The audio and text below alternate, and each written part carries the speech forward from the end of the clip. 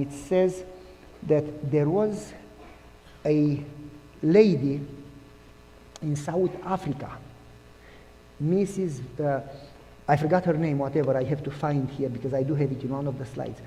And the police came and took her son and beat him until he could not move.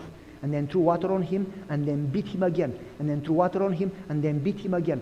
And after they beat him until blood would come through the skin, because he was black, you know, they put gas on him and lighted him on fire. 2 weeks later, they came and took her husband, tied him in front of her, and beat him and beat him and beat him, and then they put gas and burned him alive too. Years later, she had nobody else. She was alone, everything confiscated, poor. Years later, the South African Truth and Reconciliation Commission started to do justice and to judge all those abusers.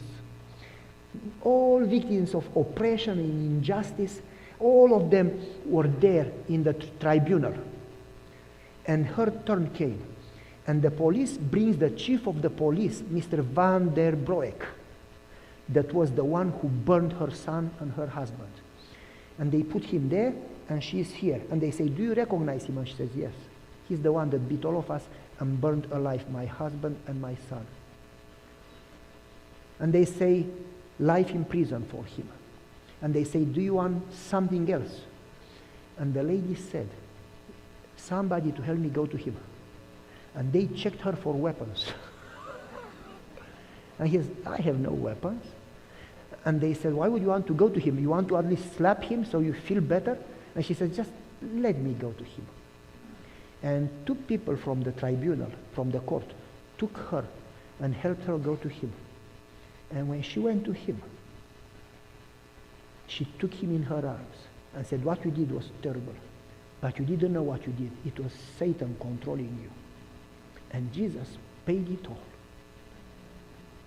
And he paid it for me, and he paid it for you. And I would have no power to forgive you until I saw the cross."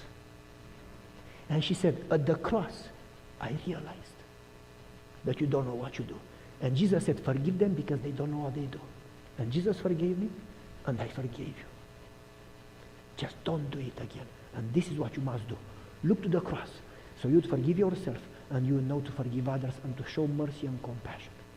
And then she said, "I have nobody else. You took my family. You are the single one that I know.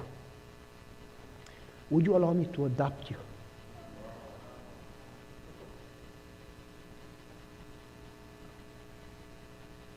So I have somebody to love. I need you to understand what love means. Let me show you.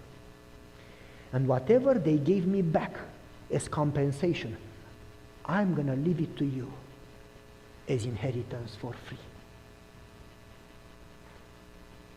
And the story says that the whole group of people who were beaten and all the injustice, they started to sing, "Amazing Grace." How sweet. And you can sing it, "Jesus Paid It All," or "Amazing Grace," or so many songs. And the story says that that guy collapsed on the floor. And he said, "I've never understood love. Nobody ever loved me."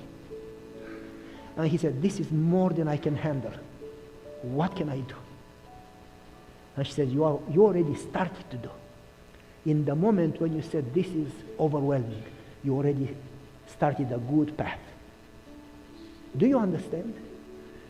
By receiving love and accepting love and accepting forgiveness and grace by faith, by being filled with that love and understanding how much you have been forgiven, you are filled with love and grace. And then you have where to give from to others. And by the measure you receive grace, by that measure you are able to extend grace. Therefore, in order to extend to those around you, You must experience it yourself first.